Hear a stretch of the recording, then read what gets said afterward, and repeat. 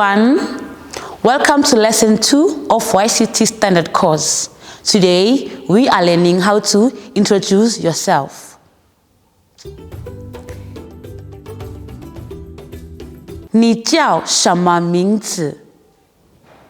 This simply means what is your name? What is your name?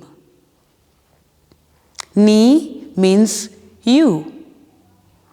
叫 means to be called. 什么 means what. And 名字 means name. 你叫什么名字? 你叫什么名字? Here you can answer with your name. For an example, 我叫月月.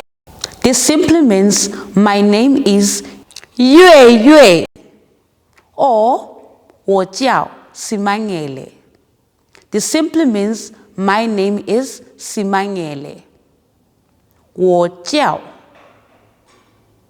我叫. This is the end of today's lesson. Please remember to like, share, comment, and also to click the subscribe and notification button.